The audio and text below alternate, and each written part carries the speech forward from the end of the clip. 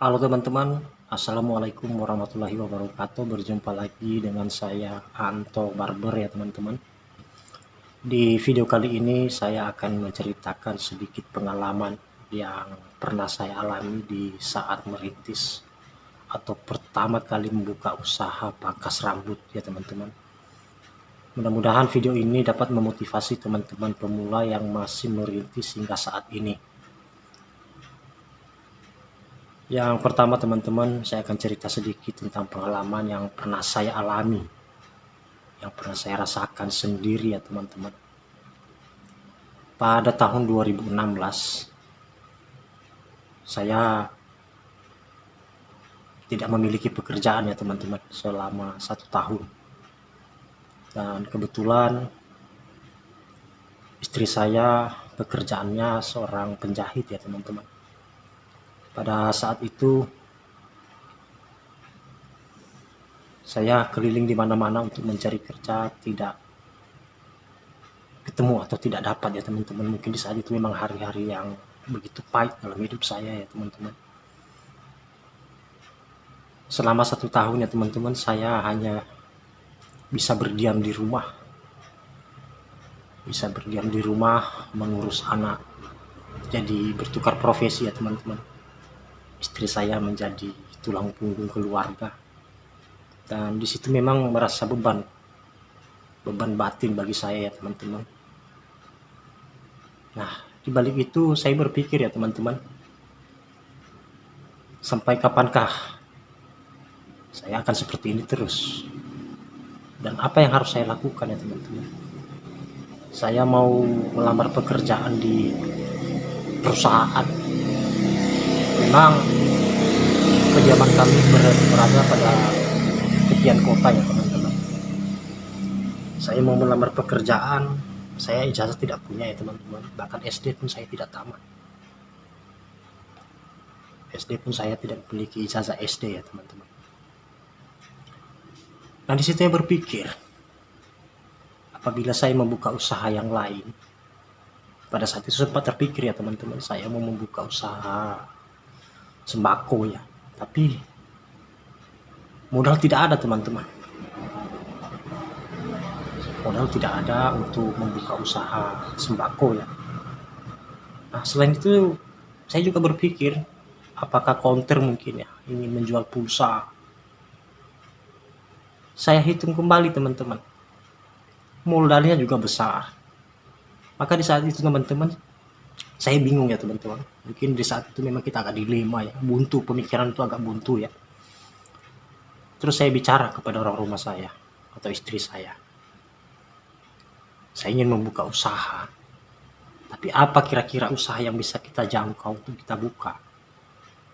Sementara kita tidak punya uang sama sekali. Dan istri saya berkata, pikirkanlah. Nah, di saat itu juga teman-teman terlintas di benak saya untuk membuka pangkas rambut ya teman-teman. Kemudian saya bicarakan kepada istri saya, memang agak lucu cerita ini ya teman-teman. Dan itu menjadi pelajaran atau pengalaman yang begitu berharga dalam hidup saya ya teman-teman, yang selalu saya ingat. Saya bicarakan kepada orang rumah saya ingin buka pangkas rambut.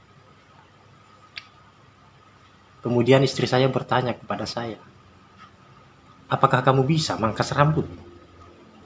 Saya katakan demikian teman-teman, tidak bisa. Lah, bagaimana membuka pangkas rambut sementara kamu tidak tahu pangkas rambut? Memang jujur teman-teman, saya tidak pernah memangkas orang. Mungkin di saat itu pikiran saya sudah tidak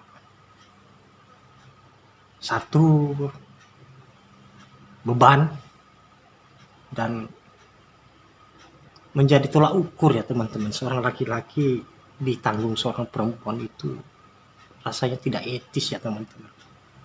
Memang jujur teman-teman, awal saya membuka pangkas rambut, saya memang tidak tahu memangkas.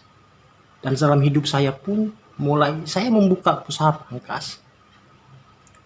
Selama itu saya tidak pernah memangkas satu orang pun. Tidak pernah memangkas satu orang pun. Terus terang teman-teman, saya memang nekat pada saat itu. Dan istri saya berkata, "Lah bagaimana nanti apabila ada orang yang memangkas rambut? Apa kamu tahu memangkas?" "Tidak tahu." Saya katakan begitu, teman-teman. Terus tapi saya punya semangat ya, teman-teman. Terus saya perjelas kepada orang rumah saya. Dan orang rumah saya memutuskan, oke, berapa kira-kira biayanya atau modal untuk buka usaha pangkas. Di saat itu teman-teman saya memang awam ya, tidak tahu harga mesin itu berapa, harga kursi itu berapa, harga kaca itu berapa. Terus terang teman-teman, memang kami tidak punya modal sama sekali. Hanya satu bekal yang kami miliki pada saat itu, yaitu satu helai kalung ya teman-teman, kalung orang rumah saya, atau kalung istri saya ya teman-teman. Itu kami jual ya teman-teman untuk modal usaha. Pada saat itu saya bertanya kepada pangkas-pangkas yang lain yang sudah ada untuk menanyakan di manakah untuk membeli alat-alat pangkas, dan sekaligus menanyakan berapa harganya. Ada yang mengatakan pada masa itu teman-teman, ada juga yang berkata benar, berkata jujur, dan ada juga yang berkata menurut saya pada kenyataannya tidak benar ya teman-teman. Mungkin mereka merasa ya biarlah dia cari sendiri gitu ya. Terus teman-teman, saya angsur pada masa itu teman-teman. Kebetulan orang rumah saya atau kalung istri saya hanya laku dengan harga 2.500.000 ya teman-teman pada masa itu. 2.500.000, dan sisanya saya pinjam ya teman dari rentenir. Saya pinjam dari rentenir 2.500.000 teman-teman. Saya tidak malu mengatakan itu teman-teman. Kemudian saya bukalah usaha pangkas. Setelah saya buka, di situ saya mulai berpikir, bagaimana nanti apabila datang orang, apa yang saya lakukan? Pada saat itu ya teman-teman, saya mulai takut. Ini usaha sudah terbuka, sudah ada semua teman-teman. Pada saat itu memang saya terus terang, saya membeli alat-alat yang murah teman-teman. Sedangkan untuk guntingnya saja teman-teman, saya beli itu dari serba 6.000. Dalam satu paket nanti ada sisir, ada gunting biasa, ada gunting sasa yang tangkainya itu plastik ya teman-teman, plastik hitam atau atom ya teman-teman. Itu saya beli 15.000 satu paket tuh. Memang pada saat itu teman-teman saya tidak lama menggunakannya, hanya sekitar 1,5 bulan ya teman-teman. Tumpul ya, namanya juga harga 15.000 ya teman-teman. Lanjut teman-teman, pada hari Selasa ya teman-teman, saya mendapat pelanggan pertama. Itu sudah orang tua ya teman-teman. Dia datang jam 8 pagi, langsung singgah di pangkas saya. Dia mengatakan kepada saya, "Potong rambut?" "Ya Pak." Saya katakan demikian.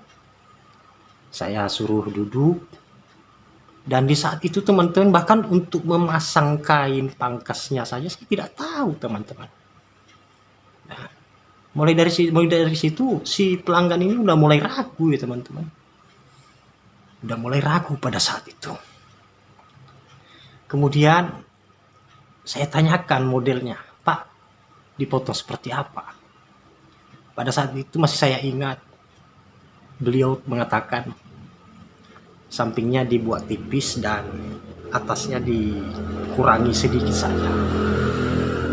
Mungkin kalau di saat ini, kalau saya bayangkan, permintaan beliau adalah cepat ya teman-teman, pada masa itu cepat. Tapi saya tidak tahu model rambut itu seperti apa, saya tidak tahu. Bahkan memulai saja saya tidak tahu. Lanjut teman-teman, saya ambil mesin. Satu hal teman-teman, di saat saya mengambil mesin itu saya sudah mulai grogi ya teman-teman. Tangan sudah mulai bergetar, mulai gugup, takut ya teman-teman. Setelah itu saya lihat nomor-nomor alas kelipernya. Saya bingung teman-teman, saya mau menggunakan nomor yang berapa? Saya mulai dari mana gitu loh, bingung. Bahkan memegang sisir saja pada masa itu, aduh, sangat menyedihkan ya teman-teman. Kemudian kebetulan si customer ini atau pelanggan ini rambut bagian sampingnya tidak begitu tebal ya teman-teman. Nah, saya ambil nomor 4, masih saya ingat pada masa itu. Saya gosok-gosok lah teman-teman, saya gosok-gosok rambutnya dia. Sementara rambut si beliau ini atau pelanggan ini masih belum begitu panjang, tidak dapat teman-teman. Terus saya ganti lagi pakai nomor 3. Di situ saya udah mulai panik ya teman-teman, saya mulai keringetan, takut ya teman-teman. Saya ambil mulai dari bagian kanan pada saat itu teman-teman. Saya gosok-gosok lama sekali, bahkan si customer ini sudah terus memandang di kaca ya teman-teman. Dia sudah diam, terpaku diam, menatap terus cara kerja saya. Saya bingung teman-teman, ini tangan gemetar terus ya teman-teman. Bahkan mesin pun, bahkan kepala si pelanggan pun ikut gemetar saya di saat saya pegang menggunakan tangan kiri ya teman-teman. Namanya tidak pernah memangkas rambut orang satu sekalipun dalam hidup ya teman. Ini yang penting saya buka, saya nggak mau tahu. Yang penting orang datang saya potong rambutnya pada saat itu. Nah lanjut teman-teman, setelah saya potong, saya nggak tahu lagi arahnya seperti apa pada saat itu teman-teman. Saya panik setelah saya buat alas kelipan nomor 3, tidak sampai seperempat bagian saya tukar lagi pakai nomor 1, sehingga pada saat itu untuk bagian samping si pelanggan itu, bagian bawahnya ini sudah tak tahu lagi teman-teman, macam yang dicolak-colak, macam yang dicolak guru lah, macam dicolak guru seperti yang saat ini yang dilakukan di sekolahan ya teman-teman. Habis kena koak semua putih, macam tak beraturan lah teman-teman. Saya panik teman-teman, dan kemudian si beliau memang, atau si customer itu memang berhati baik ya teman-teman. Dia bertanya kepada saya, sudah berapa lama pangkas rambut? Dan saya pada saat itu teman-teman, saya langsung berkata jujur, saya baru buka pak. Saya berkata begitu. Baru belajar ya? Saya katakan iya pak. Aduh, si customer mengatakan seperti itu ya teman. Aduh, maunya dek kalau mau buka usaha pangkas itu kuasai dulu cara memegang sisirnya, menggunakan mesinnya, baru buka pangkas katanya. Di saat itu saya terdiam ya teman-teman, agak sedikit sedih memang ya. Kok berani kali, nekat sekali ya buka pangkas tapi tidak tahu memangkas, dia mengatakan begitu ya teman-teman. Tapi saya menjelaskan kepada beliau pada saat itu. Saya katakan begini, memang betul pak, saya sadar dengan itu. Tapi ekonomi yang memaksa saya seperti ini, keadaan pak. Saya tidak memiliki jalan keluar lagi, saya tidak mau tahu mau kerja apa. Di saat itu teman-teman, si beliau atau si customer ini, ya sudahlah, dia berkata begitu. Cukuplah, nanti rambut saya perbaiki di tempat lain, dia berkata seperti itu ya teman-teman.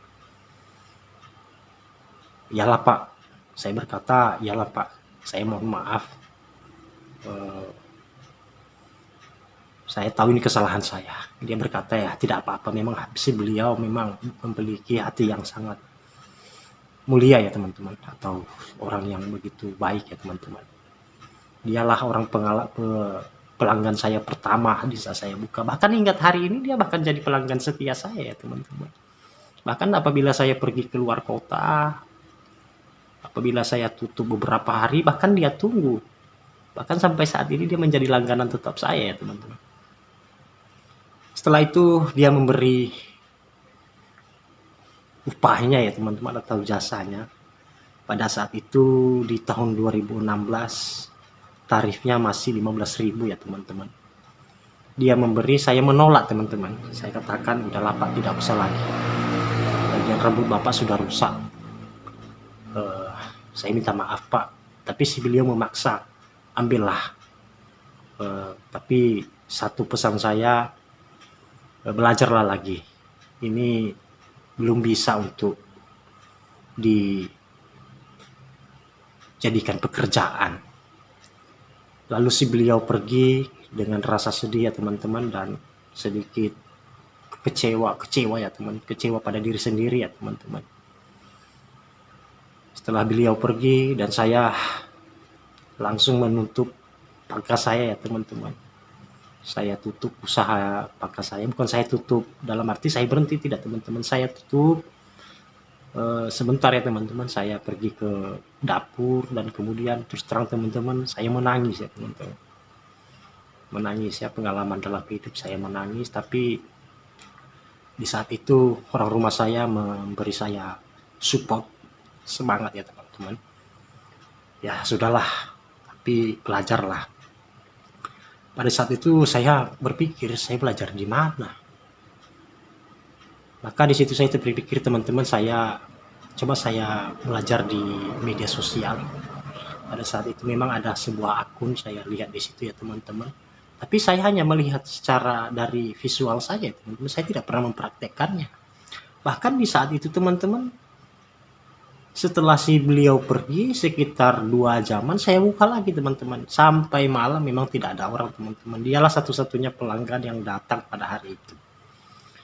Kemudian besoknya ya teman-teman, saya buka lagi dan kosong teman-teman selama 1 minggu.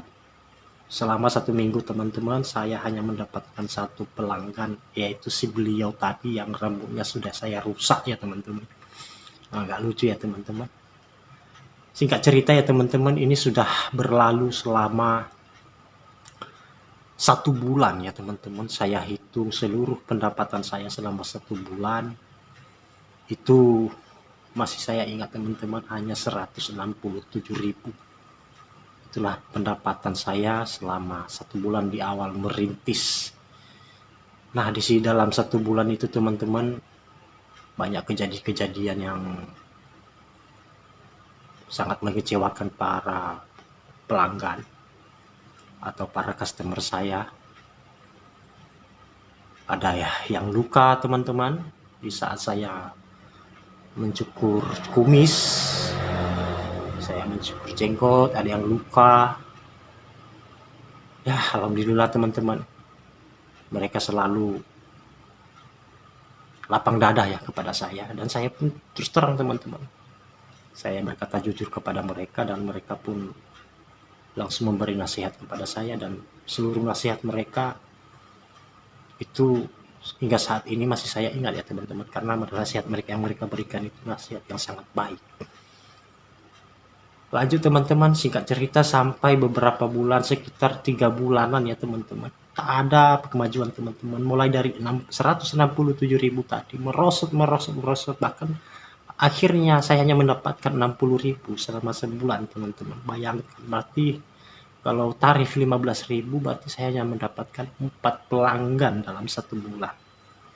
Itu pun keempat pelanggan yang saya potong rambutnya itu tidak pernah bagus teman-teman. Selalu dengan kekecewaan ya teman-teman.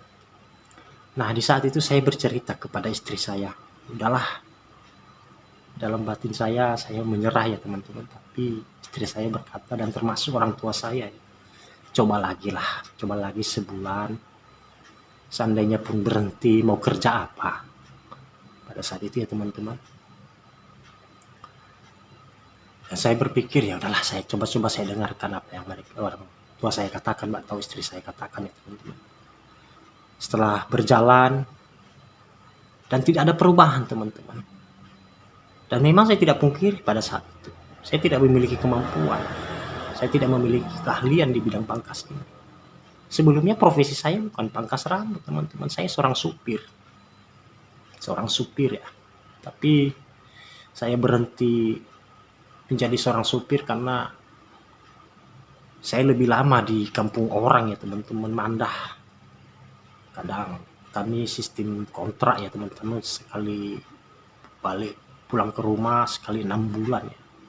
Dan di situ selama 6 bulan di kampung orang atau di daerah yang lain teman-teman, kita jelas memiliki kerinduan ya, terutama kepada anak-anak kita ya teman-teman. Pada saat itu saya memutuskan untuk berhenti menjadi supir dan saya bekerja menjadi buruh di daerah sini. Pada masa itu memang, apalagi di daerah Riau ini ya teman-teman, Pekanbaru, di sini khususnya daerah kelapa sawit ya. Pada masa itu hasil panen sawit itu mengalami atrek ya teman-teman, mengalami kemerosotan ya teman-teman, dan seluruh para petani-petani besar dan mereka ragu untuk menggaji karyawan, pekerja ya teman-teman, karena tidak sesuai pendapatan mereka dengan untuk upah si pekerja. Singkat cerita teman-teman, saya mengalami itu selama 1 tahun ya teman-teman. Saya bersabar dan bersabar terus. Memang selama 1 tahun teman-teman, penghasilan saya sebulan tidak pernah menyentuh angka 300.000. Saya masih ingat dan catatannya masih ada. Hingga saat ini saya simpan teman-teman untuk jadi kenangan ya. Itu jadi sejarah gitu ya teman-teman. Selama 1 tahun teman-teman, saya belajar terus. Saya belajarnya kemana teman-teman? Saya belajar nanti di mana ada teman-teman pangkas yang di daerah saya ada pangkas yang sudah lama ya teman-teman. Itu pangkasnya sangat ramai ya teman-teman. Saya datang ke situ, saya lihat-lihat. Nanti saya kasih tahu memang sama pemilik pangkasnya, Bang. Boleh numpang duduk, boleh. Boleh saya lihat-lihat Bang, saya kebetulan saya bukan pangkas juga, tapi saya tidak memiliki kepandaian dalam bidang pangkas ini. Ya lihat-lihatlah. Ada juga memang teman-teman satu profesi ya, mereka mau mengajari saya caranya seperti ini, dan ada juga memang yang tidak merespon ya teman-teman. Tapi tidak apa-apalah. Mungkin di saat itu mereka lagi sedang sibuk ya teman-teman. Selama 1 tahun berjalan teman-teman, saya terus bersabar dan begitu banyak ujian yang saya alami teman-teman. Bahkan orang melihat, bahkan di saat itu mereka berkata sebagian, itu pangkas hancur, apabila ingin mau rambutnya hancur datanglah ke pangkas itu. Mereka berkata gini seperti itu. Tapi ya sudahlah teman-teman, itu memang saya pun tidak menyalahkan. Memang itu udah kenyataannya ya teman-teman. Maka di saat itu teman-teman, selama 1 tahun berlalu, mulai ada titik terang ya teman-teman. Mulai ada titik terang. Mulai dari 2, 3, 4, 1 hari saya dapatkan ya teman-teman. Dan saya terus belajar terus teman-teman. Saya belajar terus. Dan saya selalu berdoa ya teman-teman. Dan saya berusaha. Karena dalam benak saya, tidak mungkin lagi saya mundur. Sementara uang yang ada di tangan kami, atau bahkan kalau istri saya jual untuk modal ini. Itulah teman-teman. Maka di situ teman-teman, hingga saat ini alhamdulillah, bahkan seluruh pelanggan-pelanggan yang pernah kecewa kepada saya, bahkan menjadi pelanggan setia saya ya teman-teman. Kepada pelanggan-pelanggan saya berterima kasih sudah percaya dengan saya, walaupun di awal sudah mengecewakan, tapi beliau atau para sahabat saya, mereka memahami keadaan saya. Itulah teman-teman, bagi teman-teman yang masih pemula atau yang masih merintis di bidang usaha pangkas rambut, jangan pernah menyerah ya teman-teman. Perbaiki skill, memang harus kita kuasai teman-teman. Dan tidak harus juga kita memiliki skill teman-teman. Kedua, yang paling utama adalah skill. Yang kedua adalah keramahan kita ya teman-teman. Keramahan kita kepada pelanggan. Jangan pandang bulu siapapun itu. Dan jangan menganggap pelanggan yang datang ke tempat kita itu hanya sebatas pelanggan. Jadikanlah mereka seperti teman. Intinya seperti itu teman-teman. Kita harus jadikan mereka sebagai teman. Dan ketiga teman-teman, jangan buat pelanggan itu di tempat pangkas kita mereka merasa segan. Nah, jangan buat mereka merasa segan ya teman-teman. Intinya seperti itu, kita harus ramah dan melayani mereka, maupun dari anak kecil, remaja, dewasa, orang tua. Kita harus ramah dan kita harus menjadi pendengar yang budiman bagi mereka ya teman-teman. Nah, segitulah cerita pengalaman saya ya teman-teman. Dan di sini mudah-mudahan teman-teman dapat memetik hikmah dari pelajaran yang pernah saya alami dalam hidup saya ya teman-teman. Mudah-mudahan teman-teman yang masih merintis sabar. Memang semuanya tidak instan ya teman-teman. Walaupun kita sudah memiliki keahlian, tapi tidak semudah itu ya teman-teman. Untuk mendapatkan pelanggan itu tidak mudah. Tidak semudah membalikkan telapak tangan. Tergantung pada pribadi kita masing-masing ya teman-teman. Apa kita bertahankah? Bertahan dan berjuang ataukah menyerah? Itu kembali kepada keputusan masing-masing. Tapi untuk saran saya, segala sesuatu pekerjaan, usaha, tiada usaha yang mengkhianati hasil. Semoga video ini bermanfaat teman-teman. Dan buat teman-teman semua, terima kasih sudah menonton channel ini. Semoga kita selalu dalam lindungan Allah Subhanahu wa taala. Terima kasih teman-teman, semoga video ini bermanfaat. Assalamualaikum warahmatullahi wabarakatuh. Sampai jumpa teman-teman.